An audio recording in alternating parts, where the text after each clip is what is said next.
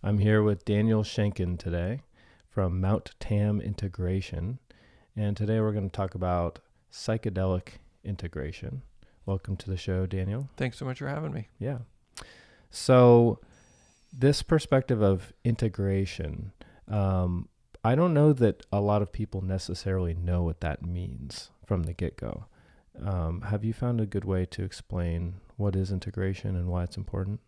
I think it's a continual practice. I'm finding good ways.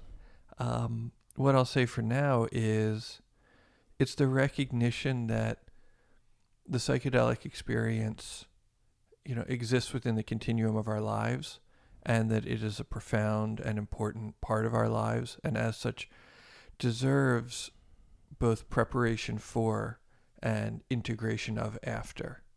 That we do better using, psychedelics for emotional healing and spiritual growth if we take time to process what happened instead of just jumping from trip to trip to trip to trip to trip. Mm-hmm. Right. Does that make sense? Yeah. So integration is the process of reintegrating back into one's life. So coming from an intense or powerful experience, or even if it's not intense or powerful, just coming from a psychedelic experience and doing that sort of process work necessary in order to streamline back into one's life. To streamline back into one's life while bringing the gifts back with you, mm-hmm. right? Quite often things will happen that give us a new outlook or perspective on life. And, we want to change maybe the way we're eating or the way we're relating to the environment or the way we're relating to our community. And that takes some work. That takes realignment of the lifestyle sometimes. Mm-hmm. Sometimes we have difficult experiences that don't necessarily make sense, or we're not sure how to keep going, or something was kind of traumatic, just either because our minds are complicated and full of shadows, or because kind of something actually happened. We had a guide or a shaman or an environment that was inhospitable, mm-hmm. and we're feeling a little wounded. Mm-hmm. So whether we and quite often both of those can be true, right? We can have a harrowing experience that was full of gold and jewels. And so how do we take the good with the bad and then use that in order to become the person that we were shown we could be? Mm-hmm. Yeah, so you contacted me on Instagram, reached out and said you'd like to come on the podcast. And I looked into what it is that you do, integration work, and I thought, wow, this is perfect because this is something I've actually wanted to do an entire episode on.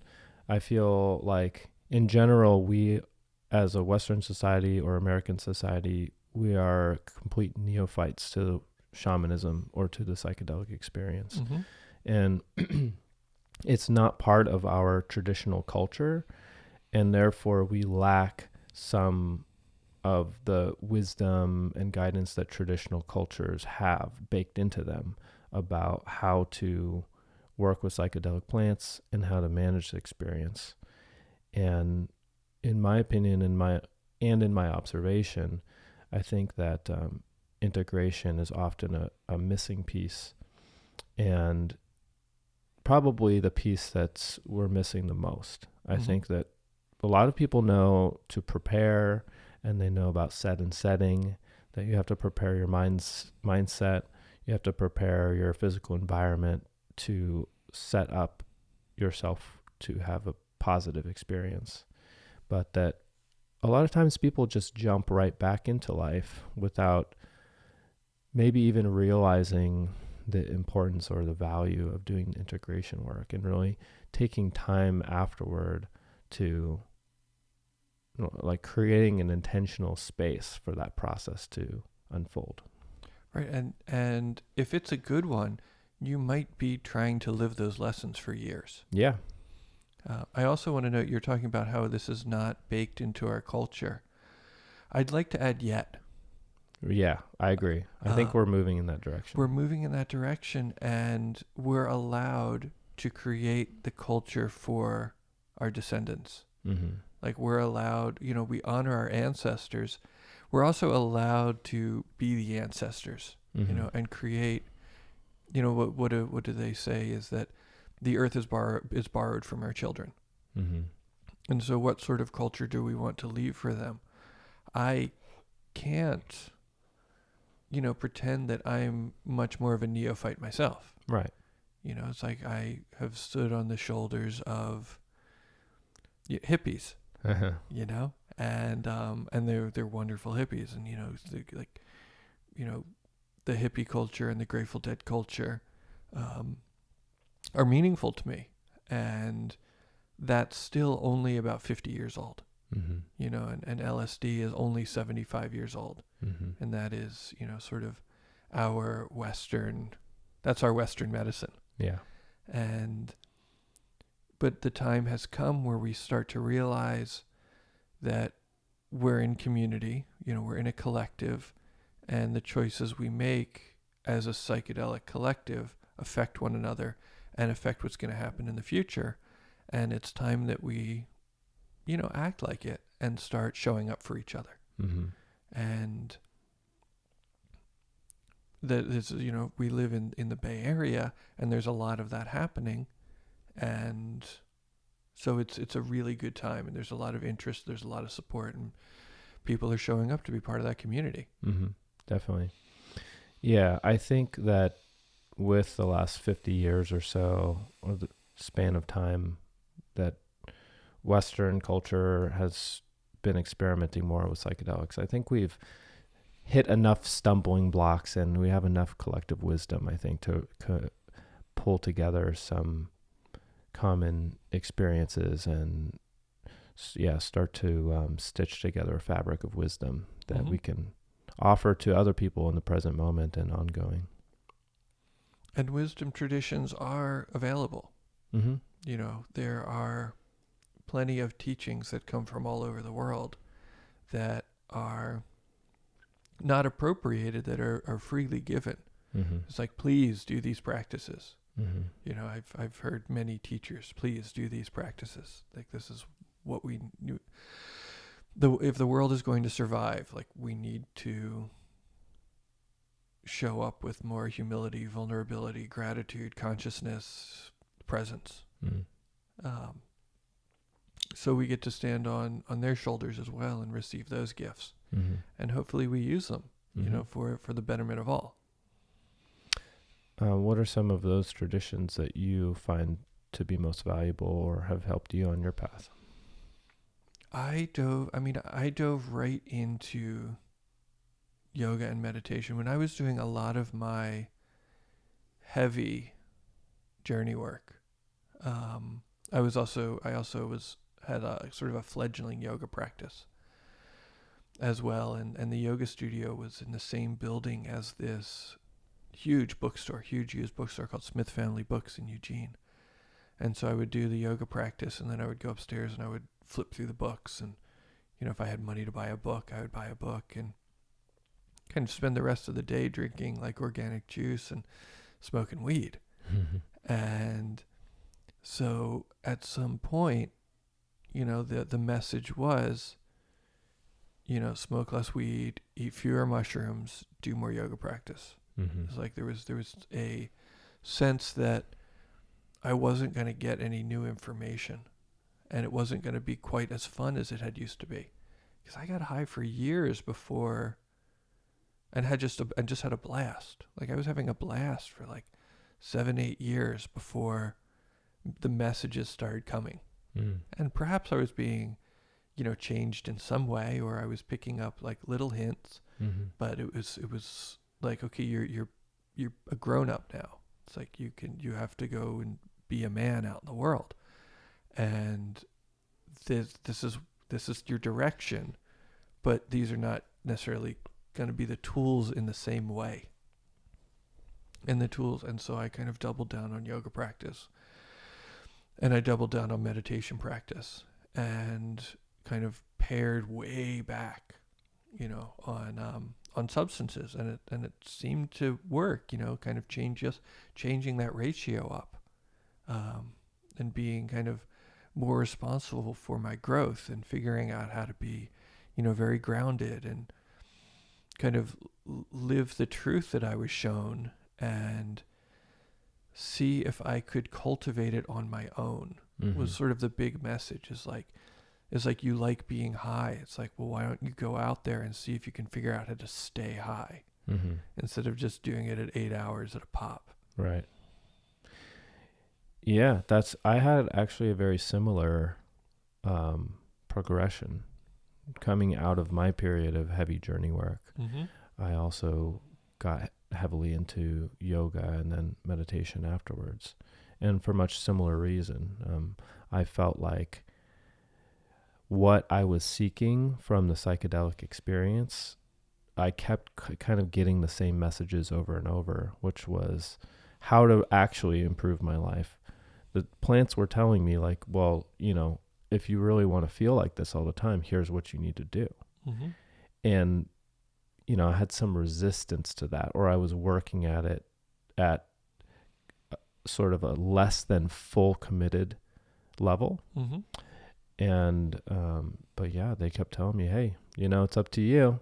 But if you really want to get there and you really want to feel this levity, but on a deep, deep level that's grounded into you, you got to eat better. You got to do yoga and get into your body. You got to clear your mind with meditation. And, that sort of shifted my experience out of heavy journey work into occasional journey work and much more yoga and meditation. Now, did you find that in that period that you started to experience elevated states of consciousness similar to the psychedelic state, or that you started to breach into that realm just through your sober efforts with yoga and meditation? Well, different things started to become important. The sort of kooky, magical mysteries, were less important to me. This, oh my God, I think I can make the traffic light change, or, oh my God, we can read minds and things like that, or, have some sort of magic powers, gave way to, isn't it fascinating to be in my body? Isn't it fascinating to feel energy move through my body? Isn't it interesting that I can watch my thoughts and work with them in order to have a better experience and to move me down the path towards what I'm really wanting? Right? So instead of kind of like magical thinking, it became very simple. It became simple and very sweet. And instead of trying to figure out a lot of stuff, it was instead of how can I get into my heart? How can I be kinder? And things of that nature. Does that make sense? Sure. More of just an everyday practicality, but on the more emotional or energetic level. Yeah, and it's sometimes we get enlightened, and that's interesting, and sometimes it's irritating for the people we meet, right? The people in our lives, because we get enlightened and then we want to tell everybody that we know the truth, and we think that experience is going to last forever. And that seems to be a phase of the journey. Everyone goes through that. Yeah, it's initiatory. Spiritual ego. And the question is how do we create a sustainable enlightenment? Because what I realized is I'm apparently going to be in this body on this planet with this personality for several decades. It's okay, you're 24 and you got super high and now you're God. But it's you got another 60 years that you got to maintain. And so what kind of life do we live that supports the things that we've been shown in a way that is, again, not annoying for everybody that we have to come in contact with? How do we do that while maintaining a certain amount of like humility and respect for other people who have that experience too. Mm-hmm. You know, it's like fascinating to think we're the only one in history that ever had it like that. Mm-hmm. And so, you know, how do you become like, you know, like Jorma Kaukonen would say, you know, how do you become like, you know, a light of the world? You know, how do you become a, you know, a refuge or a sanctuary? How do you get your enlightenment to serve something other than, you know, yourself? Mm-hmm. And it's not by, you know, my experience is not by shouting in everybody's face that you're the only one that understands. Right. So how do you do that? What ways have you found to be effective in spreading that light without being preachy? Well, just, I mean, how do you serve people where they're at? You know, it's like, how do you create opportunities for people to feel safe and connected? And so, like, that's what, you know, Mount Tam Psychedelic Integration is all about. You know, it's not really about me. I mean, I'm the guy who's talking about it on the podcast, but it's like the circle could run with, it doesn't need me to run. You know, I just happen to have the key to the door. I just unlock the door and lead the opening meditation. Mm-hmm. But what it is, it's a place for people who want to connect, you know, and talk about their experiences so that they know they're not alone, and they know that somebody understands, and that what's happening to them is normal, and they can get a couple of you know, a little bit of feedback perhaps about what maybe worked for other people, and some support and accountability. Mm-hmm.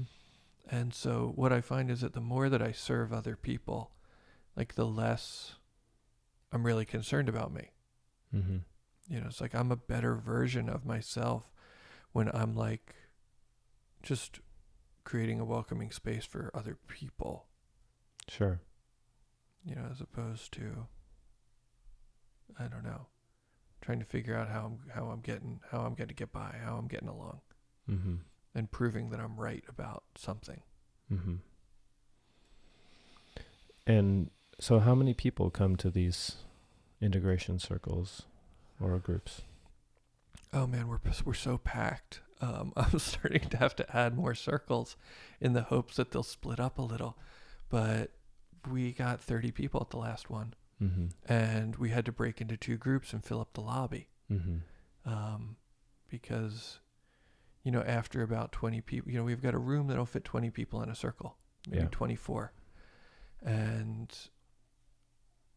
it's been starting to, you know, get really full. And in the fall, we'll have more than one group. And we might have one in the city as well. Because people apparently want it. Yeah. You know, and it's donation based. It's doesn't, you know, there's a basket out, and, you know, I collect pre-registrations, but nobody's ever asked anybody for money. Mm-hmm. You know, it's like we say there's a basket over there, but there's not like somebody checking you in and making sure you pay. That's counterproductive. It's not what it's about. Right. Because no one's going to get rich off Integration Circle anyway. Right. It's just a community support tool. Yeah. Yeah. How long have you been doing this? About 6 months. Oh, okay. Mm-hmm. That's fairly new. Yeah. And what kind of structure do you offer for, like, you know, how, I'm just curious, how do you structure it? How do you go about it?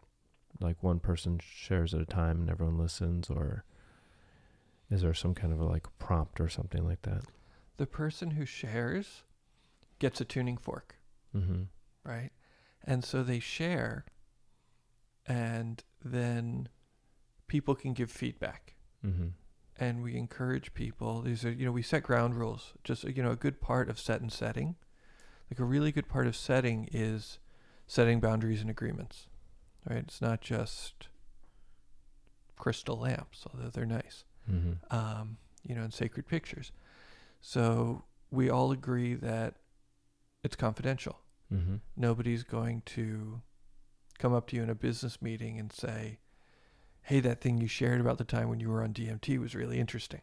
Right. You know, nobody's going to talk about you behind your back. And everybody agrees to that, and they raise their hands. They make a somatic commitment. Mm-hmm. The other thing that people agree to is the use of I statements as opposed to you statements, because it feels really different. Like if somebody's going to be vulnerable, let's say I'm vulnerable, and then the next person says, what you really need to do is this certain type of healing work that I so happen to provide. Mm-hmm. Or what you really need to do is this. No one wants to hear that. You know, it's like instead if I say, what I found worked for me was making sure that I had a couple of days after a very intense session where I could actually just unpack and journal and spend time by myself. And that puts me in a much better place if I have that kind of space. Mm. And then that somebody gets to try that on without, you know, feeling pressured. Sure. But they have the tuning fork, and they can ring the tuning fork whenever they're done with receiving feedback. Mm-hmm. They can even do it in the middle of feedback, which hasn't happened yet, but Yeah. is and so that's kind of how it goes. We do the agreements, we do a little bit of meditation, then we open it up. And for the most part, it's one person shares and then receives feedback. Sometimes naturally, it kind of turns into a discussion towards the end. Mm-hmm.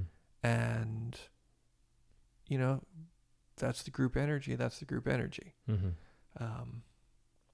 You know, I do my best to, I mean, every once in a while, like it's sort of my job to hold the space a little bit. Mm-hmm. So if things sometimes get really technical, like, you know, can you explain to me the method by which you ingested the such and such? I'd be like, that's not what we're doing, man. It's like, we're not talking about like how to do ketamine. Sure. It's like some minor moderation just to keep the group on track. Yeah. Yeah. And of course I do encourage people who love to hear themselves talk to talk less, Mm-hmm. and the people who are shyer to talk more. Mm-hmm. And, you know, try and leave space for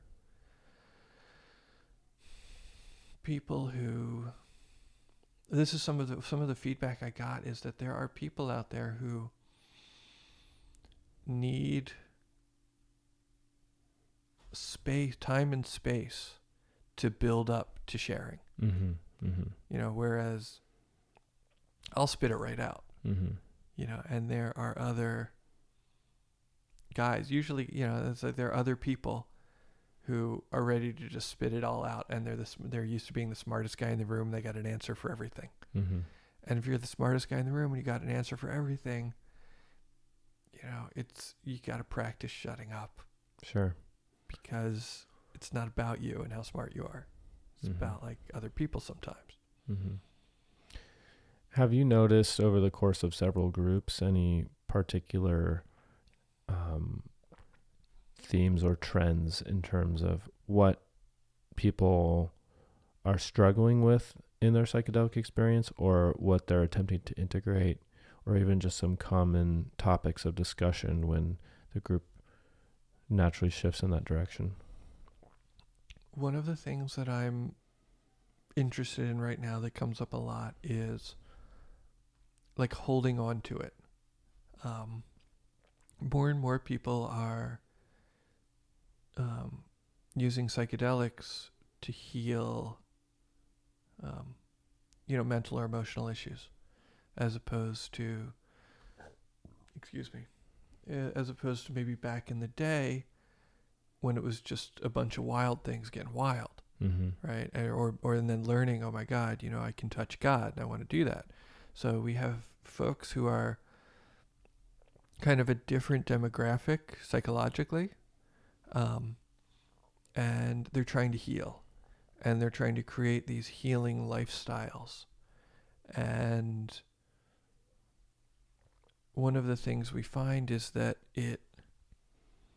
they're going good for a while, and then it starts to drop off, like the awarenesses and, you know, the gifts that they receive in the sessions, and discipline to do what they learned in the sessions starts to fade. And so the questions of how do I hold on to this longer? Does that make sense? Sure. Maybe in a similar vein to what we were talking about before, just that led us to yoga and meditation, of just not quite getting, like, sort of seeking a peak experience, or like seeking that breakthrough experience, and having more and more trouble accessing the same level of insight or that feeling, that breakthrough feeling. Right. Which in some cases could even just be, the ability to get off the couch, or to not be so anxious and take it out on your kids. Which, is that's an exceedingly tough situation. It's like, I can imagine, my depression's very mild. It's very casual, mild, sort of ordinary, 21st century kind of depression. It's not heavy or intense in any kind of ways. But I can see how, like, painful it would be to, have an intense depression or an intense anxiety, and to have such relief from it, and then to kind of watch it come back. It's almost like a Flowers for Algernon situation. Remember that book? No. Like high school or elementary school? There was a experiment. Flowers for Algernon was this book where they had this medicine. They had this. Maybe it's a metaphor for psychedelics. But they took somebody who was mentally deficient, and they put him on this protocol of medication, and he became brilliant. And then they took him off of it, and he went back to the way he was. And so that's exceedingly painful. Sure. And, trying to find the tools and the lifestyle that's going to kind of actually support that while you're raising kids and working a regular job and doing all that kind of stuff, is a real challenge, and a worthy one, I think. So that's one of the themes. Yeah. And what do other people have to offer, or what do you have to offer in, when hearing about that kind of challenge that people face? It's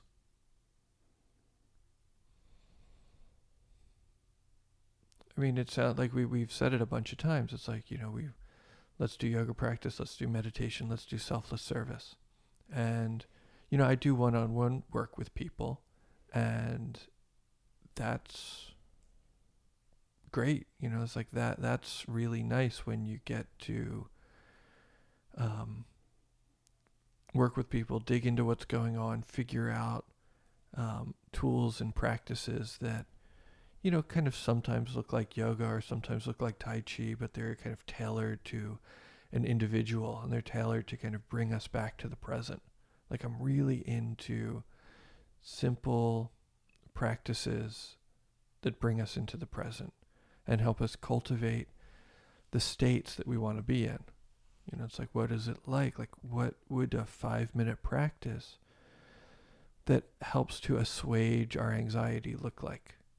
What is a 5-minute practice that reminds us to treat the people in our lives with more empathy and compassion look like?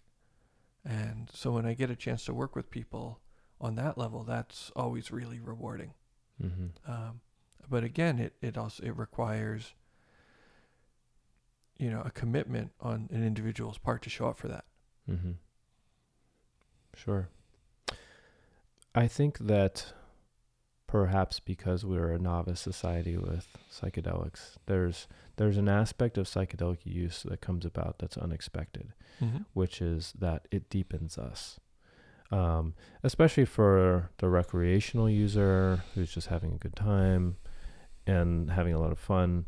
But occasionally, in that recreational span of use, there are these trips that bring us deeper. Mm-hmm. And I think psychedelics are a catalyst for a natural process that happens anyway throughout life, that life is a teacher, and we're often faced with unexpected things that challenge us to adapt and grow and change. And there's a aspect of discomfort in that, or even, I mean, depending on your reaction to it, agony. Mm-hmm. And I think perhaps people, I don't know how aware people are, though, that the psychedelics can do that, it can catalyze that process and bring you into a place of depth within yourself that is uncomfortable. But there's an opportunity in that challenge as well. It gives you the opportunity to rise to meet that challenge and to expand and grow in a way that fortifies oneself and makes oneself more capable. But I think also our society does not equip us to be able to do that. We don't necessarily have the tools that help us navigate the shadow self, or those aspects of discomfort. We're a very comfort-seeking society. And yeah, we have a lot of escapist tendencies, I think, as a culture. But nevertheless, for those who are willing to cross into those realms, I think that there's a lot of power to be found there. And some people, I think, naturally have that power. Some people are just naturally gifted with confidence and whatever. They're just charisma. They're just powerful people. But for the rest of us, myself included, there's a journey to find that empowerment and to deal with our anxiety and our depression, and just to deal with the wounds of childhood or whatever burdens that we may have that keep us from our full luminous selves.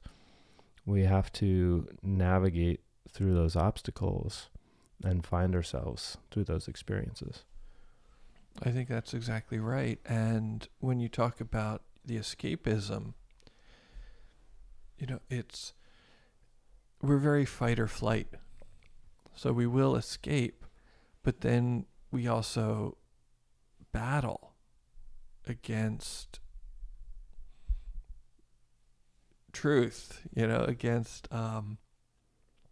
it reminds me a lot of Stephen Colbert roasted President Bush years ago when he was president at the Correspondents' Dinner. Bush 2, yeah.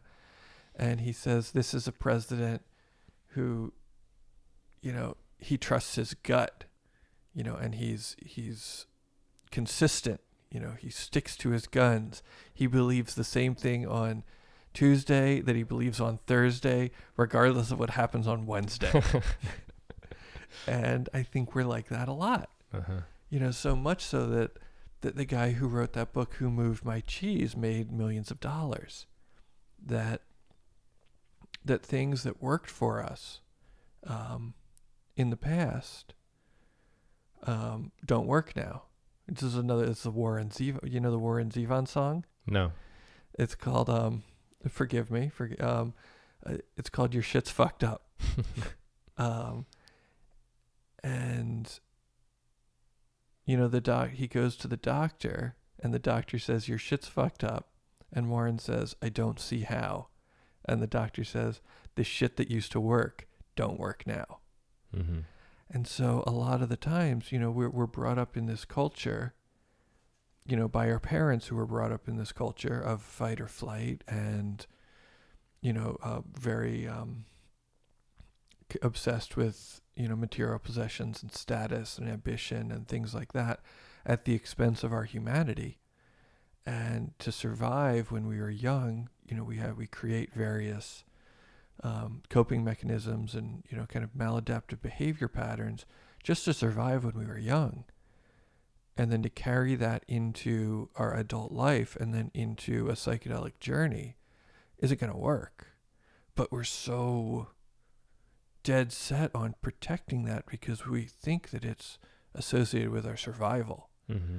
Like if I'm going, this is where that kind of these thoughts about ego death come in. It's like, oh my God, like if I let go of being X, if I let go of being, I don't know, the spelling bee champion of 1993, then like I'm nothing. Mm-hmm. And then, you know, the medicine comes and it's like, no, you're really not. It's like nobody can care if you can spell. Mm-hmm. And it's like, and it feels like, yeah, it feels like we're dying. We're losing this part of ourselves that we thought we needed to survive. Right. And, but it reveals a deeper truth. yeah. So that's awesome. Yeah, that is awesome. But it does bring us like up against that wall of truth that we have to confront and integrate into who we are. And as long as one doesn't avoid and try and escape that truth, if you actually can take that into you, even a part of it, if not the whole thing, just part of it at a time, let it seep into you. It makes us stronger somehow. It makes us... Absolutely. Yeah. I mean, the ability to actually look the truth in the face and accept that that's what it is and move forward from that place makes you more capable to deal with the unknowns of tomorrow. Right. I do think that that's one of the nice things is we become increasingly resilient. And we're more aware of... We have a bad pattern. I'm using this word bad lightly. So, you know, I'm not so cool to some person in my life. You know, I've got this pattern and it hurts people around me. And the first time I have to confront something like that, I think it means that I'm worthless. Because there's also that pattern. You know, this pattern of self-hatred is in there. And then I see, oh my God, I did a bad thing. I'm unlovable and I'm terrible and I'm bad and I should be cast out of the tribe forever. And that's agonizing. And then our friends say, the integration circle says, you're all right. Yeah. It's like, yeah, that's not the coolest thing you could have done for the past 20 years, but you're all right and you're going to do better, right? You're like, yeah, I'm going to do better. And so it's like the next time you come across the fact that like, oh, I'm really careless when it comes to that. I love myself anyway. You know, and it's like all of a sudden now we realize that in spite of our flaws, that we're still lovable and brilliant and capable of wondrous things. You know, we see that that's the core of our being, and then these flaws are just accidents almost of our history. Sure. You know, they're peripheral and they could come and they can go, but there's this core of our being that has immense value. And then if we realize that and we start to kind of accept and love ourselves, that's where, you know, we show up for each other.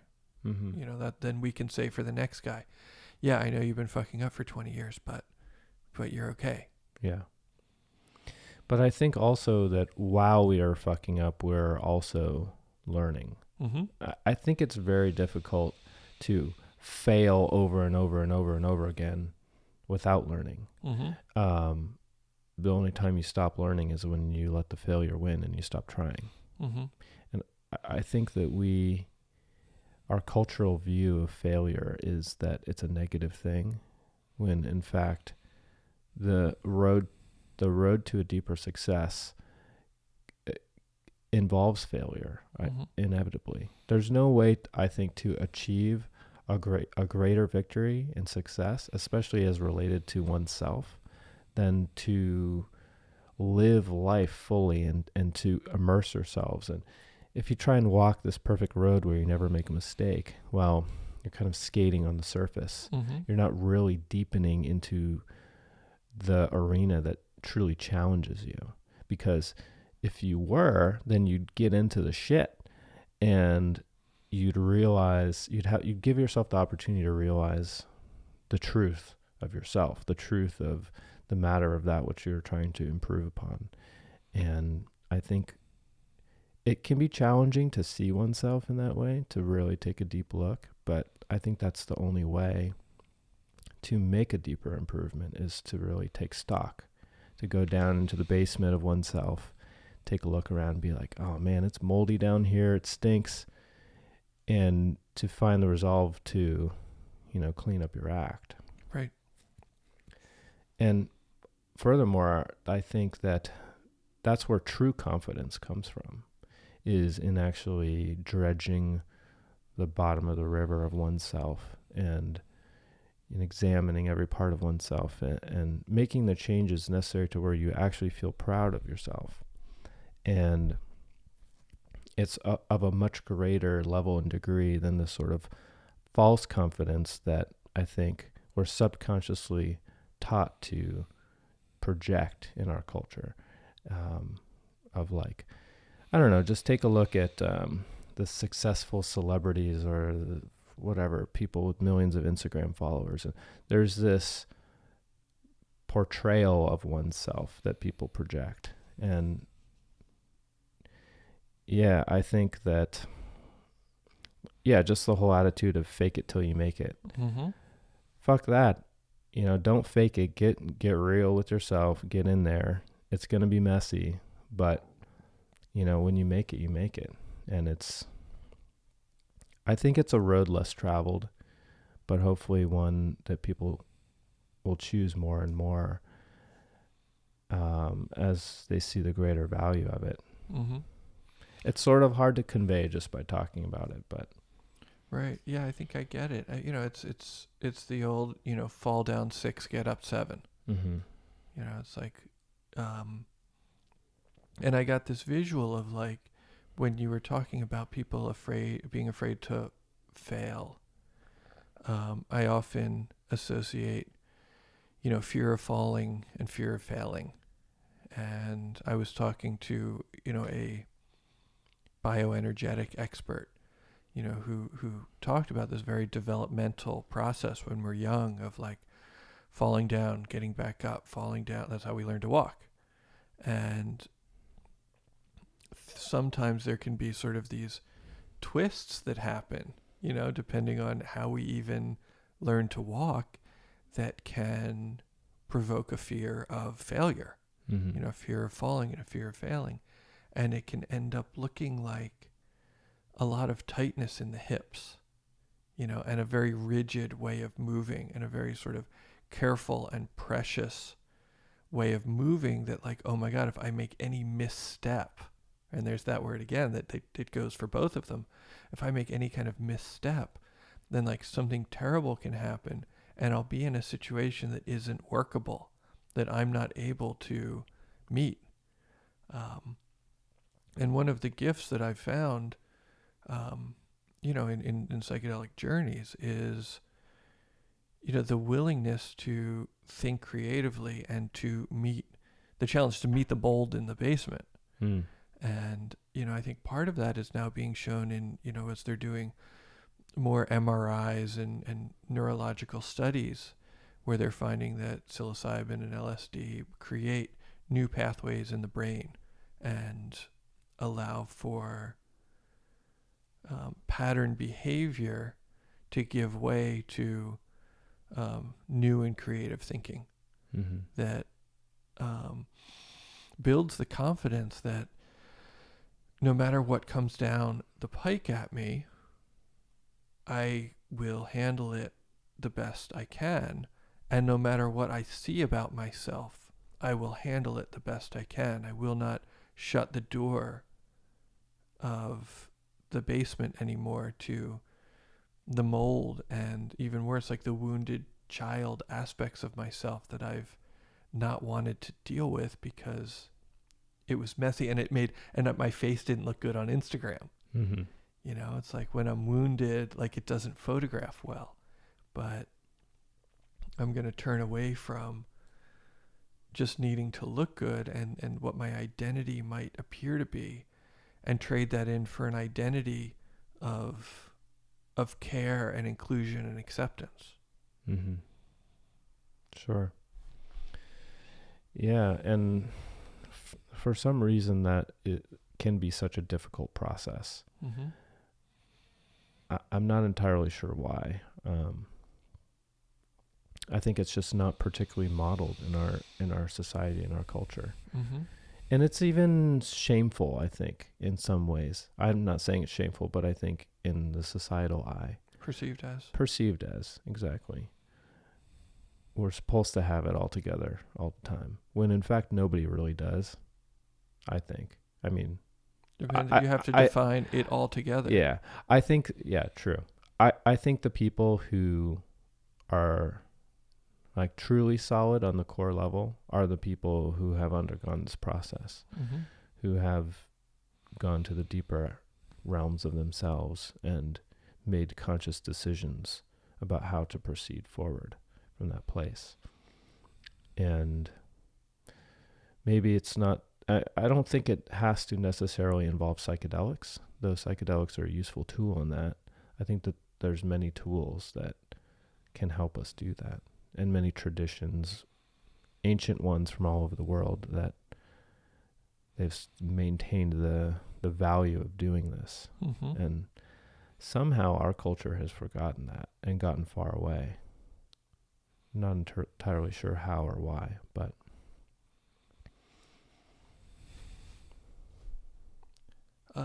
if it ever had it at all. I think that it probably did at some point. If you Mm-hmm. look back at, or if we're just looking at American society as a descendant of European society, there's wisdom traditions from Europe, like Right. Celtic and Druidic, perhaps. I mean, Sure. I'm not deeply familiar with them, but I guess it depends on what we mean by when we say our culture. yeah, right. Well, I guess I'm just thinking about the primary culture, Right. the primary ancestral culture of American culture, which is largely descended from European culture, but Right. also, of course, involves the cultures of the world. But I think that's still the dominant one without question. I think that it's again, it's really nice that we get to create it as we go along. Mm-hmm. You know, it's like, and not just think about it as something we're stuck with. Right. You know, they talk, I think, like Robert Anton Wilson and that crew, Leary to some extent, talk about being evolutionary agents. Mm-hmm. You know, and it's like, how do we do our part to try and make sure that the species survives? Because it's tenuous right now. Yeah. Like, there's no promises. Right. And I just saw Ex Machina the other day. You see this? Yeah, seen it. And the guy in there is perfectly convinced that humans will be replaced by AI. Mm-hmm. You know, he just states it as fact and be like, oh, that's interesting. But then, of course, if these beings actually become sentient, what that means is that we can reincarnate into them. Right.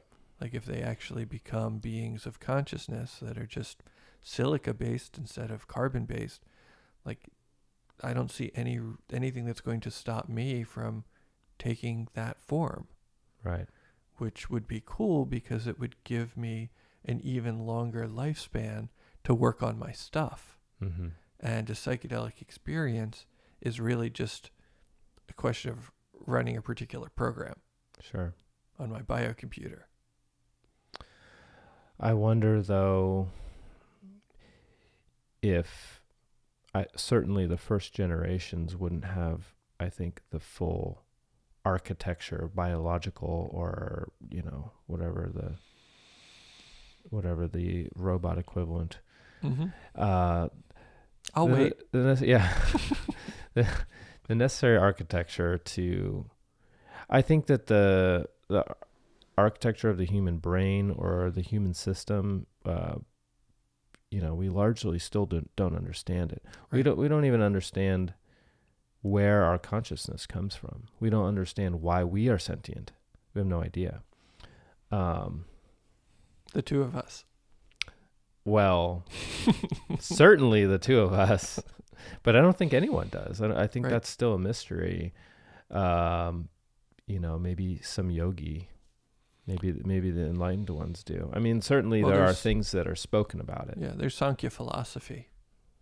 Say again? Sankhya Philosophy? Okay, what's that? Sankhya Philosophy is the kind of creation story about how consciousness, a supreme consciousness descends into matter.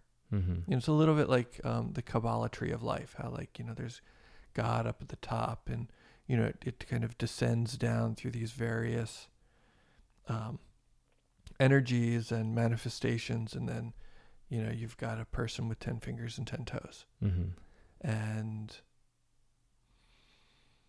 And so there's this kind of step down model of like supreme consciousness, and that becomes various forms of intelligence and the way that the mind works, and then that sort of thing happens, and like the body is like the very last step. Yeah. And so for my money, and again, I'm not complaining, I'm not saying that I exactly am right or I know, but it seems to me that if you start with the body and poke around for consciousness in the brain, or I think at some point they maybe thought it was in the liver, that you're going to come up empty. But if we think about the body as the manifestation of consciousness, then it's just sort of, it makes more sense to me. Mm-hmm. That it is you start thinking about, it must have started in the brain, because that's as far back as I remember is when I had a brain. Mm-hmm. It's a very egocentric way of looking at things, egocentric, materialistic way of looking at things. Right. Yeah, I suppose. And, but my feeling is that the human body is the perfect vessel for consciousness. It sounds like that this philosophy agrees that it's the direct manifestation of consciousness. Yeah, built it for this. Crystallized into form, or manifested into form. And I get that there's an obsession with technology. It's becoming an ever-present, more pervasive part of our lives. And it's also natural that we, as creative beings, would want to create another type of sentience, try to create an artificial intelligence. I myself have my doubts. I think that we're probably much, much farther away from actually creating a true sentience, if that's even possible. I think people think that somehow is just on the doorstep. But like I said, if there is somebody who knows the secrets, I doubt it's the engineers. Mm-hmm. It's the people who are cultivating deep meditative states and things of that nature. And I doubt that microdosing LSD is going to bridge the gap for them. But hey, all the best to them. I mean, if they can do it, that's a phenomenal feat. But I think it's much more difficult than we're led to believe from all the cool science fiction shows that are coming out. Right. I mean, at the very least, it's nice that they're supporting the chemists. Yeah, that's true. Or the black market chemists. Right. Yeah. So, yeah, I don't know. I just, and it's on my mind because I saw the show 3 days ago. It's a good movie. Yeah. Yeah, it's a fun movie. And I wouldn't want anybody to think that I don't adore my body. Mm-hmm. I really, when I hear about people wanting to download their consciousnesses into computers, I shudder a bit. Yeah.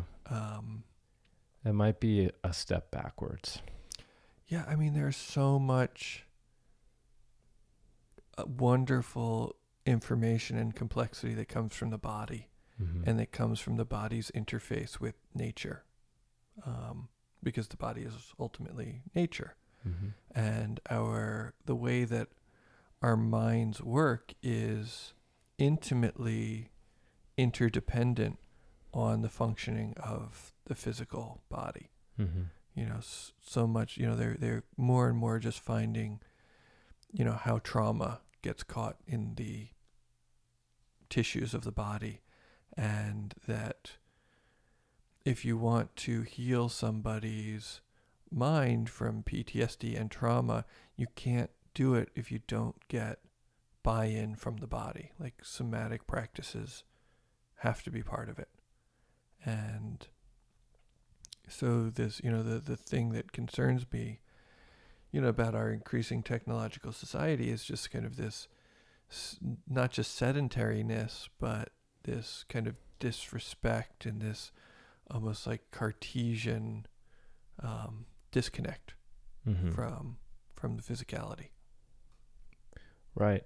And yeah, I think that there is so much capability of the human body that people aren't aware of or don't tap into. And yeah, it makes me think of what you were said about magical powers and, you know, trying to change the stoplight, or I can't remember the other example you listed, but I've had that experience too, gone through that phase where I really started to like this sort of rational materialistic view, scientific materialist view that we're raised under. It started to break down for me at a certain point, and I started to feel that I'm a conscious being in amidst a field of consciousness, and that, you know, if there is a God, or if there's a super consciousness, that everything exists under its umbrella. It is everything that I can see and experience. It is everything that I am. I'm a drop in the ocean of it. And that everything I can possibly see and experience and conceive of is related or directly part of this super consciousness. And that me as a sentient conscious being, I can start to break down this boundary between myself and it, which is self-imposed boundary, Mm-hmm. and begin to actually affect my physical reality, because my physical reality is actually a part of me as well. And all of this is happening in the human body, that or outside of the human body, but there's no need for technology in that. I think that we don't even understand the technology that we possess in our own biology or in our own consciousness, perhaps because of the limited perspective and paradigm that we operate under. But there's a way to expand beyond that. And I think also, like, it can be easy to get caught up in that sort of magical life and magical way of thinking. And there's a more well-rounded way, I think, to live one's life in this world. But there certainly is value to degrading those self-imposed boundaries that we're raised under. What's your definition of magic? Oh, that's a good question. Honestly, it's just kind of a lazy word that I'm throwing out there. It's hard to define. I guess at a deeper level, I don't believe anything is magical. I think magic denotes illusion or non-ordinary or supernatural. But I think at a deeper level, everything is natural, and everything is ordinary. It's just our perspective that makes it non-ordinary. So, you know, if there is a widely held paradigm and people operate under this limited paradigm, and a magician comes in and does something that is non-ordinary, they might be held in this high regard, when in fact they're really just presenting an unknown aspect of the ordinary to people, Right. who are not used to it. I would like to share with you one of Aleister Crowley's definitions of magic. Magic with a K. Go ahead. Perhaps that I think it fits in perfectly with what you're saying. He says that magic is the art and science of creating reality in conformity with your will. I can say it again. Yeah, please. The art and science of manifesting reality in accordance with your will. Right. So it's like doing what you have to do to make your life look the way you want it to look. Mm-hmm. And it's so simple, but most people aren't doing that. Right. They're just kind of doing what they feel like they think they should be doing, or what somebody told them to do, or what they heard was the right thing, or, they're working within the bounds of their limited ideas about what's possible. And also sometimes avoiding the judgment of their societies, staying in the lanes of what is considered acceptable. Mm-hmm. And it also, without any clear thought put into what is your will. Like, so you ask people what they want. I just want to be happy. It's like, it doesn't make any, it's a byproduct.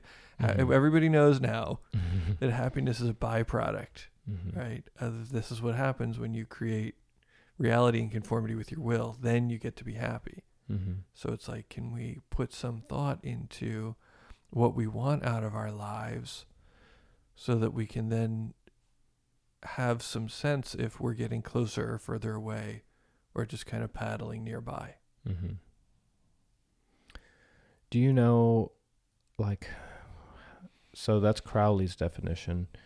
And then how did he go into how to go about doing that? Obviously, there's a physical aspect of that. Like you can, if there's some physical goal, you could apply that to, I want to climb up that mountain, and you do the steps necessary to whatever, align your will to that goal. Yeah. But I think so your spirit guide might be the Sherpa, right? Mm-hmm. And the magical implements, and so because in ritual magic they're like knives and wands, and your magical implements are like boots with crampons. Right. But I assume that there's a deeper meaning and a deeper level that he carries that where. Right, but people don't even do it on the basic level. Yeah. Do a simple one first. It's like, I wanted to do a podcast with you. Mm-hmm. I have a goal to do X amount of podcasts by X amount of time. Mm-hmm. And so the magical tool that I used was Instagram direct messages. Yeah. And very effective. It was very, it's like, I could do the math on the number of responses I got. It's fair. Wasn't 100%. Mm-hmm. It was okay. And also, I used my discriminating wisdom to try and pick ones that were actually resonant. Mm-hmm. I'm not on a some girl boss Etsy podcast. Like, I wasn't trying to get on mm-hmm. An Etsy podcast. Mm-hmm. It's not resonant. It's not a resonant vibration. Right. So it's like using my intuition, my powers of intuition, and to determine what might be some of the right ones for me. Mm-hmm. And so it's like, and then the negative thoughts are like, it's stupid. Nobody wants to hear what you have to say. Your voice is scratchy. It's dumb to listen to. All of these sorts of things. You should stay home and make money instead. All of this kind of stuff. And it's like, but I've got my will. Mm-hmm. Like, this is like in accordance with my will. Like, it's like I'm being drawn to participate in the psychedelic community in this way. And this means that I have to forego beating myself up for mm-hmm. a day and a half. Mm-hmm. I can beat myself up later about how my voice is scratchy and everything I say is stupid. And just, deal with those demons. Right. And move forward anyway. It's mm-hmm. part of the magic. Mm-hmm. Is subduing the demons. Yeah. That's what demon subjugation actually means. In this case. Mm-hmm. Yeah, and I think that's something that everyone has to deal with. Even those people who we hold up high as successful and flawless. Many of those people, creatives and artists in particular, talk about at the highest levels of success in whatever field that they're in, they talk about that self-doubt that comes in and tells them that they're terrible and what they're making isn't good enough, and it's not in line with what their vision of it is. But you just have to march forward, and I was listening to a podcast recently with one of the guys who works on like the Mars rover. And he says at some point, like it's not necessarily that humans are intelligent or capable. It's like they can sometimes allow themselves to participate in systems intelligently. They can just kind of like, there's just certain things that if you do them, you've got a better chance of having a good result. And I think one of those things is not allowing yourself to be run by self-doubt. Mm-hmm. Just noticing it. That's like, oh, that's just like the self-doubt again. Mm-hmm. It's like, okay, you can yammer in my ear for like another 30 seconds, then I'm going to do the thing that needs to be done. Yeah. That's magic. That gets rovers to Mars. Mm-hmm. Mm. Yeah. How many of us are held back just at that point? Mm-hmm. It certainly takes courage to pass beyond it. Well, a couple more things that I wanted to cover. So I checked out your website, mm-hmm. and I saw that you had a profound and intense awakening in 1998. I think we talked about that mostly. Oh, okay. Maybe I wasn't aware of which event that was. It was just like it was just one more night on really good LSD. Yeah. That was like, oh my God, like we're all one and everything's perfect, and like I'm God and you're God, and it was the Enlightenment experience that can sometimes be irritating for the people who care about you. I see. Yeah, and just looking at your Instagram, because there's many psychedelics available, and certain people gravitate towards particular ones. Mm-hmm. And just looking at yours, I was like, he looks like an LSD guy. Based on all the Jerry Garcia and right. mostly that, but right. What does an ayahuasca guy look like? I have no idea what, and it's just a feeling, but it's like more beads and Icaroses and plants and stuff. Yeah, plants and stuff. Yeah. Well, yeah, I guess ayahuasca guys come in all shapes and sizes, but yeah, so there's many cliches I could offer, but there certainly is an LSD archetype. I'm now looking at my Instagram and realizing that I'm a cliche. We're all bad caricatures of ourselves at some point. Yeah, that's true, but it's helpful to laugh at it. Yeah.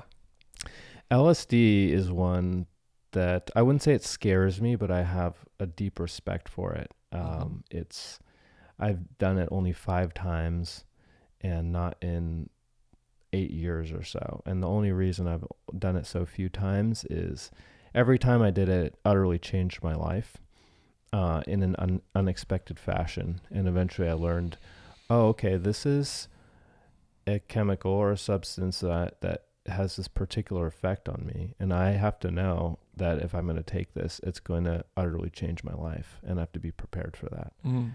And I'm not afraid of doing it again, but it's just been 8 years since I had that journey. Right. And some people just do it all the time. And some people do it all the time. Multiple hits, and I can't understand that. Just like they rub it on their hands like lotion. Yeah. It's fascinating. Yeah, and their eyes turn into big black glowing discs of the center of the galaxy or something like that. Yeah. Just reflecting back the joy that lives at the center of the universe. Yeah. To me, LSD always felt, plants in general feel like being on a crazy roller coaster ride. Mm-hmm. And you like look up at, but it's a roller coaster that has like an engine or something. And the little mushroom guy turns around and he's like, hey guys, we're going for a ride. Mm-hmm. And you're going to be on this roller coaster and it's going to be crazy and it's going to be fun, but eventually it's going to bring you back into the station and you're going to be all right. But for me, LSD, I went up to the front cabin and there's nobody in there. There's nobody driving. And this car is going all over the place. And I realized, holy shit, I have to drive this thing. There's nobody driving the vehicle. And I now have to be responsible. I think that there's also an element of responsibility in a plant medicine journey as well. But I wasn't quite prepared for that reality that I had to sort of guide this rocket ship. Or worse yet, it's been being driven by those shadow forces. Yeah, true. It's like you show up and then there is all of your greed and your self-hatred and your self-doubt and like this kind of wound that happened in like middle school from some girl, and like they're running the show. Yeah.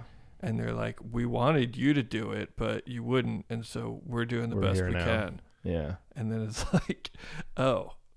Yeah. And you can either choose at that point to take the wheel or be a passenger on their but you don't like hellish where they're demon going. ride. But No. you don't like where they're going. You got to do it. You got to do it. But some people don't. They curl up into a little ball and they freak the fuck out until it's over. And then they say that drugs are bad. Yeah. I found that, going back to somatics, dancing's always a good way. While that's happening, better if you're moving around. Some of the best advice I got, Grateful Dead show in like 1994 or 93. It's like, dude, you gotta move keep dancing. Yeah. That's what it told you? That's what Phil told me. Oh. He was like, tap me on the shoulder, because it was like Truckin' was playing and I was just, melting down, and he tapped me on the shoulder. He was like, you got to keep dancing. Yeah. It's like, no joke.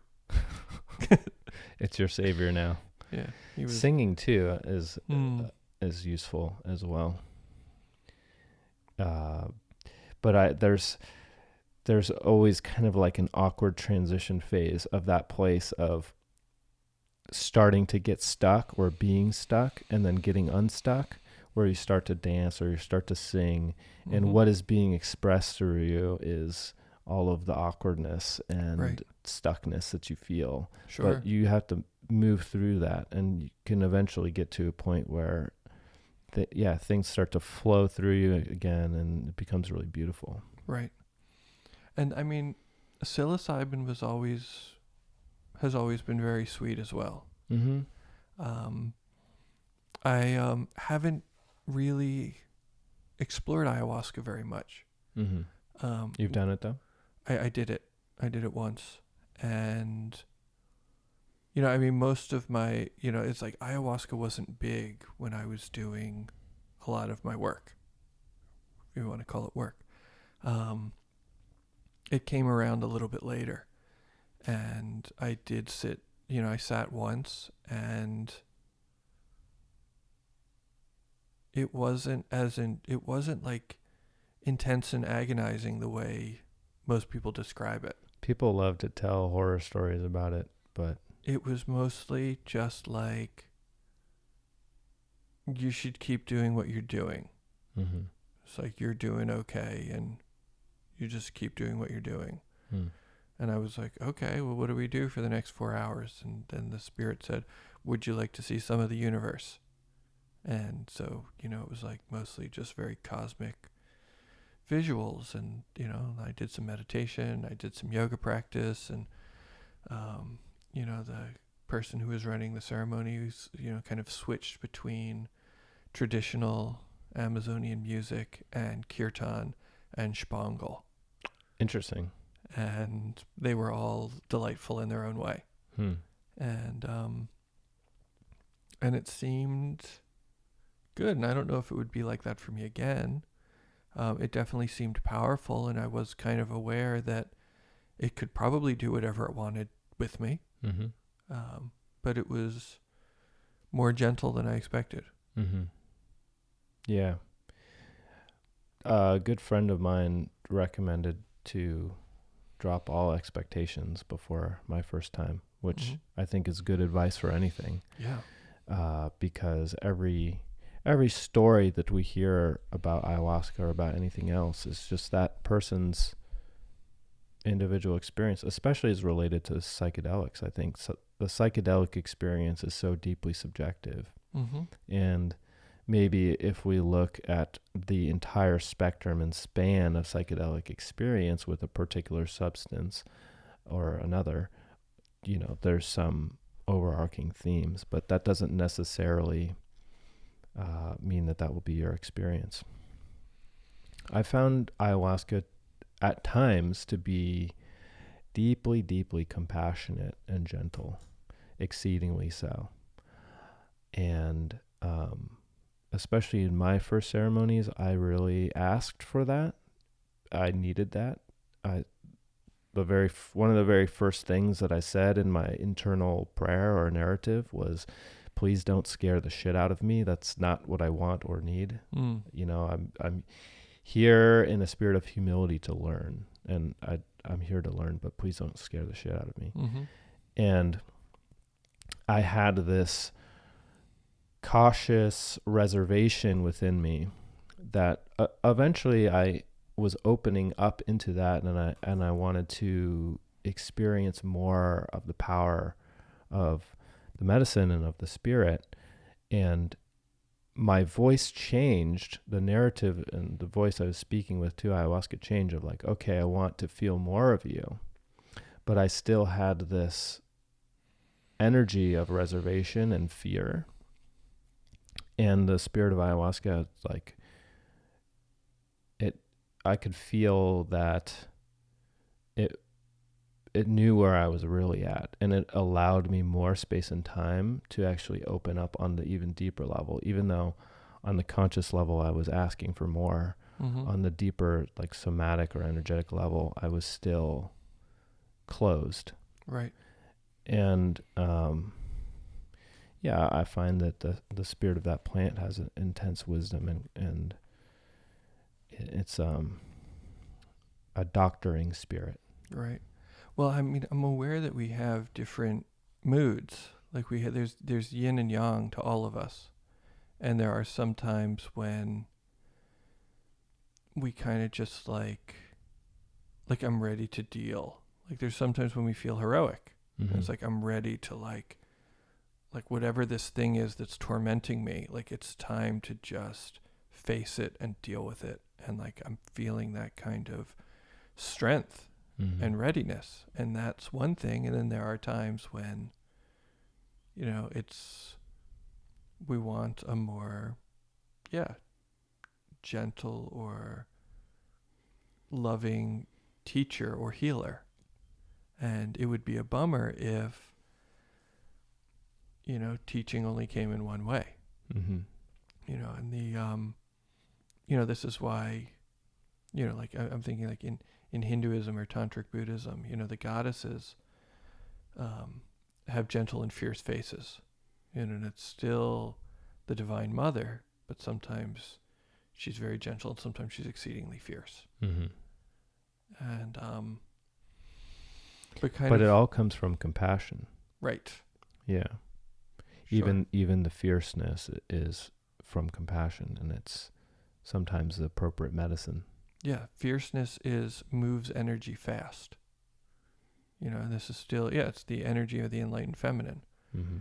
Even if you think about birth, giving birth. Remember that time when you had that female body and you gave birth? But, of course, some of our listeners will know better than we do. But, like, that is a fierce and powerful moving of energy, mm-hmm. bringing a new human into the world. One of the things you said, when you opened your prayer with humility.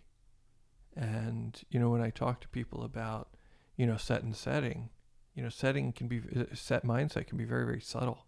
Mm-hmm. But things like humility, surrender, and gratitude are big. Sort of like if you're going to walk into like the kingdom of God, it's like, how would you do it? Mm-hmm.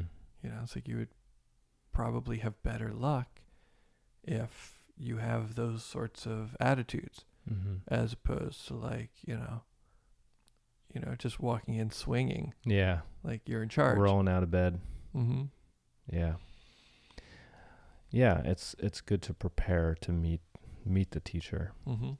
And I always like to speak to intention as well. It's good to know why you are there, Mm-hmm. and depending on the ceremony, some people will set the space before taking ayahuasca or whatever, and just go around and offer people the opportunity to speak their intentions. And even if I do speak it out loud, I'll also speak it internally when I'm Mm-hmm. in that meditative period as it's starting to come on.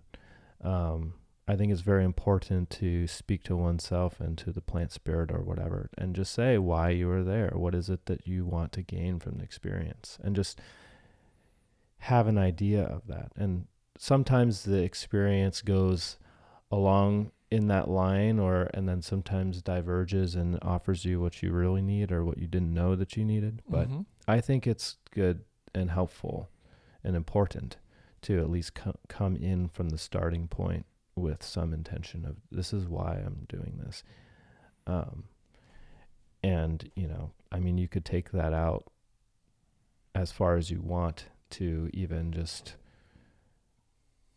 taking mushrooms with your friends in the forest, even for a recreational experience, even if it's not going to be in this sort of ceremonial context, Mm-hmm. but you can still make it into somewhat of a ceremony, and still have a good time. Yeah. Well, you just have a consciously good time. Yeah. There's nothing better. That can be the intention. My intention is to have a good time. Yeah. And to... What they say is like the medicine gives me what I need, and I hope what I need is a really good dance party. Yeah.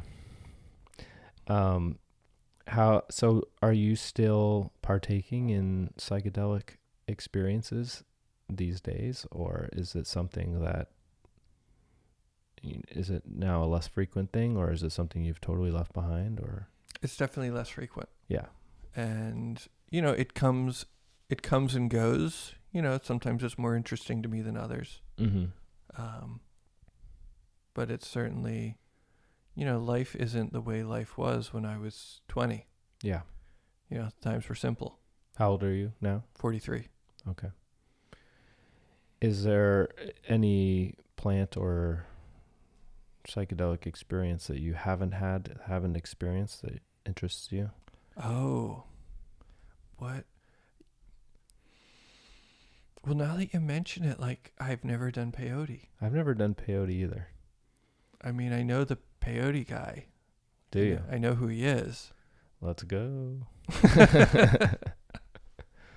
But, Who's the peyote guy? Or if you don't want to call him by name, just like, what is his, who is he? What's his character? Or what's his story? he's like an INTP in the Myers-Briggs. In the Myers-Briggs. Okay. Yeah. What is that? What do you mean by that? Well, I'm an INTP. But it's like I was talking to him and I was like, oh, right, this guy's really INTP. And they're just, they're heady and chatty and they're heady and chatty. And they get, fixated on details sometimes, and, they're quirky, and they get a little bit kind of like, we can get, like a little Aspergery sometimes about like the things that we're passionate about. It's just, he's a quirky guy. I should call him anyway just because he's a blast. Uh-huh. I love you, dude, if you're listening. And so how is he the peyote guy? Like, he kind I've of said too much already. he geeks out on that, or... Yeah. Okay. He's tuned in. Sure. Yeah, I haven't done peyote yet because the right opportunity hasn't crossed my path. Mm-hmm. Most of the opportunities have been through the Native American church, Okay. like formal teepee ceremonies. And I'm not opposed to it, but just every time it's come up, I haven't felt really called to be a part of it. Mm-hmm. And as far as I understand it, it's a very structured ceremony, and it's very... And I say this with a grain of salt because every story I heard about ayahuasca didn't actually apply to my actual experience. So listeners should take that in mind. But the stories I've heard about the teepee ceremony is that They make you sit up straight all the time, and it's just a very kind of intense warrior power kind of ceremony. Right. And like I said, I'm not necessarily opposed to that, but it just hasn't really been what I needed at the time. Right. And the way I've taken San Pedro, which is also mescaline cactus, has just been to eat some before going into a sweat lodge, or to drink some tea and go for a hike or be down at the beach. And I would be more interested in having a peyote experience like that. That's just sort of, I like to make my own ceremonies. I feel like pretty like a good American. like a good American. Damn right. Don't tell me how I've been doing it for 5,000 years. I want to go to the beach. Yeah. Well, that's what we did, and it was fantastic. I mean, yeah, like I like the beach too. Yeah. There's a lot of value to tradition, and I appreciate what traditions offer. And also I think just in general, I'm somebody who I like to discover the secrets for myself. Even if I can read a book and get all of another person's insights, I would rather go through that journey myself, even if I have to fall into common pitfalls. I like to learn those lessons myself, and really that helps me with the integration of something. Sure. I like to have that kind of firsthand experience. But there's only so many things that we can do that with. Start out as a brand new neophyte. So I like a blend. I like to make my own ceremonies and also partake in other people's. Right. But even people of a traditional background, although they're coming from their tradition and from the lineage of their teachers, every person still has their own way of leading the ceremony and their own gifts that they bring. So even in the traditional cultures, there's a blend of that. Right. And quite often, even in traditional cultures, it's being fussed with a little, increasingly so, to accommodate, Westerners or, North Americaners. Right. So it's like, the pictures I'm seeing of places in the Amazon where ceremonies are being held have changed a lot over the years. Yeah, they're like beautiful retreat centers now. Yeah. As opposed to, a maloka in the jungle. Yeah. And a simple bed with a mosquito net, and that's all you got. Yeah. And rice and water, and they mostly leave you alone, as far as I understand it, back in the day. Right. Yeah, so it's the deluxe ayahuasca experience. But But at the end of the day, it's still you and yourself. And there's no amount of physical comforts that can save you from the truth. Right. But it's up to you. It's still up to each person whether they ultimately decide to go there or not, to the deeper level. Which is the good thing, that opportunity is always available. Indeed. Another thing I wanted to ask you about was this talk that you... Can we take a bathroom break? Oh, sure. Go for it. Yeah, no worries. Okay, we're back. And I wanted to ask you about your talk, or the talk that you facilitated about ketamine-assisted therapy. Yeah. So that's a thing now. Yeah. They have discovered, doctors and therapists and physicians have discovered that the properties of ketamine are really helpful for depression and, some forms of PTSD. And that when people take it, they get, it's dissociative, and they get disassociated from the habitual patterns that have been keeping them unwell. And two of my friends, Greg Wells and Veronica Gold, do this in San Francisco. And Veronica was at one of the circles, and she asked if we could do this conversation. And so we put it together and spent an evening talking about it, and we recorded it. People can download the recording of it if they want to hear. Where can they find it? On the website. What's the website? tamintegration.com. Okay. It'll be in the show notes. It will be. That's true. And right now, there's a big red button on the homepage that says order live stream. Mm-hmm. And it's not live, but it's a stream. Yeah. And and one of the things that was nice is talking about how it's not a magic bullet. You know, it's like you're not taking ketamine and then everything is fixed. You're taking ketamine in conjunction with therapy. Mm-hmm. And intense things are coming up that you haven't looked at for a while that you're now able to look at under the light of, this substance that then gets worked on, Mm-hmm. over time in therapy. And there is, a protocol with X amount of sessions over X amount of time, depending, on you, on your constitution, what they decide. And then that is mixed with a lot of aftercare.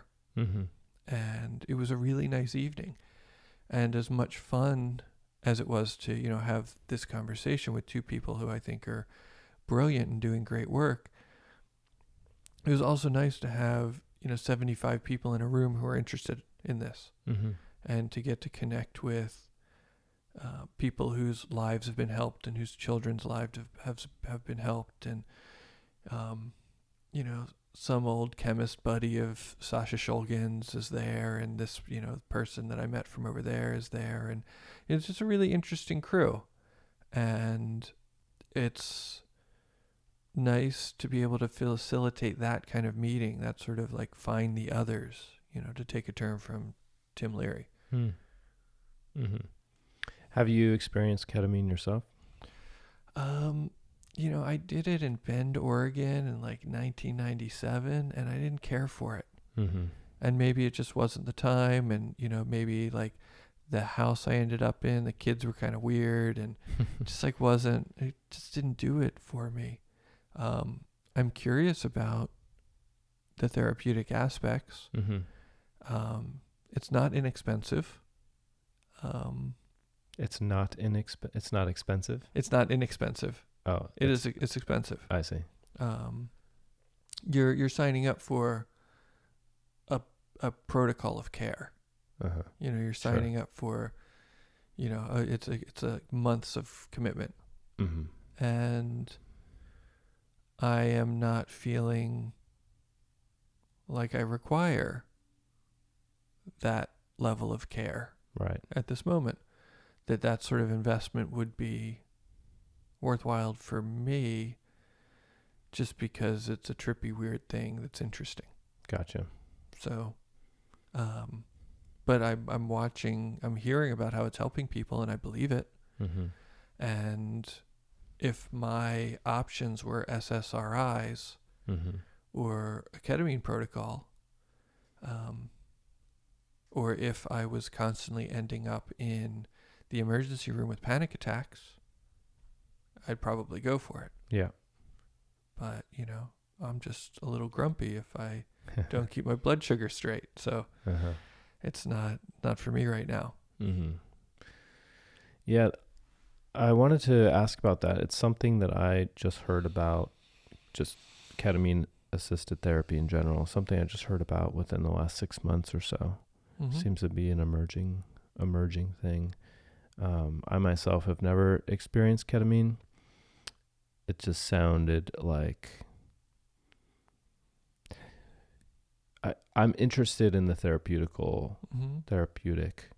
context, because the only other context I've heard of is just people putting it up their nose and dropping into a K-hole, which doesn't sound particularly enjoyable. And people who like it. I guess some people really like it and some people really don't. Mm-hmm. And maybe you can help me out with this, but a K-hole, as far as I understand it, is that you drop into this disassociative state, And I believe ketamine is a tranquilizer. And if you do enough ketamine, you like can't really move, but you're still awake. And you're just sort of in this K-hole that you're just there. I don't know really I'm what. not really an expert on ketamine. I do have the benefit of having had a conversation with 2 experts last night. Yeah. I believe it was designed as an anesthetic for the military, because if you get seriously wounded and they put you on a different kind of anesthetic, then you pass out and then people have to drag you off the field. Whereas if they give you ketamine, you're dissociated enough that you're not as bothered by the fact that you're severely injured as you might ordinarily be, but you can still be conscious enough to walk yourself off the field. They'd be like, you need to go over to the medevac, and you'd be like, okay. Interesting. And you'll go. They stopped using it a lot, and they were using it as anesthetic as well because it was fairly safe, but people were coming back having had spiritual experiences. You know, they give people an anesthetic, and then they come back saying that they merged into the oneness of the universe, and the doctors didn't want to deal with that. Right. So they turned it into a tranquilizer for animals, because animals won't tell you about how they merged into the oneness of God. Right? It's not disturbing. They're just going to come back and be an animal. Yeah. It's going to be a cat or a horse. And they would give it to kids a little bit too, because people aren't concerned if kids are visited by angels or fairies or whatever. But when grown-ups do, it's disturbing. Right.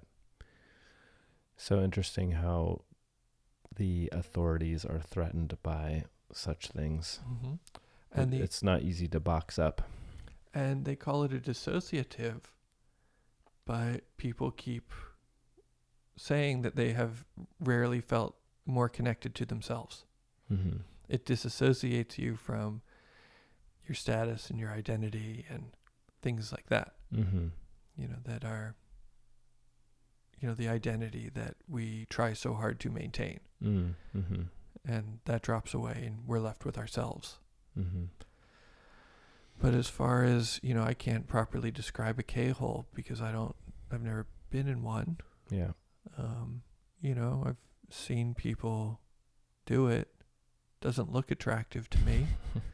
But, you know, people like Are their different eyes things. open? Sometimes. Yeah. I'm curious. I've had people tell me that I would really like ketamine. They're like, no, you would really, really like ketamine. And I always just kind of tilt my head a little bit. I'm like, yeah, but how well do you know me? You know, Maybe you'd like it. Maybe I would. I mean, there's a lot of things people have told me that I would like that I did not like, and vice versa. Right. My wife keeps telling me I would like TV shows, and she's wrong. No, you'll really like this show. It's like, I don't want to watch it. I don't like that show. Do you even know me? Come on. Yeah. Well, you wanted to also talk about the online integration course that your website's offering? Yes. What is that about? So people wanted to go beyond the circle. You know, people want, excuse me. People talk, one of the things you ask is like, you know, what do you offer people who want to do integration work beyond just sitting in a circle and talking about it? And so with some of my partners, we put together a 6-week course that kind of runs the gamut for preparatory work, during work. We have Howie Whitehouse is a PhD and studies a lot of Jung and talks about, you know, traversing the terrain of the unconscious and subconscious and how to meet the shadow and how to meet the emerging qualities and things like that. And so that sort of thing. And then, you know, a couple of weeks on integration and integrating using somatic experiencing, dealing with trauma. Leah Friedman, who runs the podcast called The Psychodelogist, is also she's a psychologist and a permaculturist. And so she's going to talk about what is the stuff called permaculture and how to like integrate with the community and the world and the planet and with Gaia and things like that. Mm-hmm. And we're very excited. Catherine McLean, who was one of kind of my integration inspirations, she was working on the John Hopkins studies back in the day with psilocybin and did a study on mindfulness, psilocybin, and positive personality change. And I thought that was amazing because it was the first time I saw somebody really attach meditation practice with psilocybin. These are like, two great areas of interest for me. And I felt like I had been shouting, you can't just eat mushrooms. You gotta like learn how to meditate too. Mm-hmm. And people were like, yeah, I guess, but I kind of just want to eat mushrooms. Yeah. And then here was somebody who was like, we did the study and it actually makes people a measurably better person. Mm. And so I really appreciated that. And she went on to kind of do some pioneering work with integration circles. And so I was very inspired to do this by some of her work. And so she's a part of the training too. And we're, it's a couple of live phone calls a week, one large group call, and then one smaller pod call where people can get a little bit more in depth. And we're producing the most high quality information and content that we can come up with. And, it's designed to be very high touch and very interactive. And it starts in September. We're really excited about it. September 1st or when? September 17th. September 17th. We want to make sure we clear the holidays. Yeah. Be well into fall. Yeah. Very good. And listeners, if they want to sign up, they can use the coupon code, or what do you call it? It's a coupon code. Yeah, coupon code Finch, Finch, and you'll get $50 off the course. Yeah. And access to good tools and community as well. Yeah, you'll be we're building a forum, a private forum that you'll be able to make friends and stay connected with for the rest of your life. Yeah. And you can even do it anonymously. Mm-hmm. You can sign up on the forum. Nobody has to know who you are.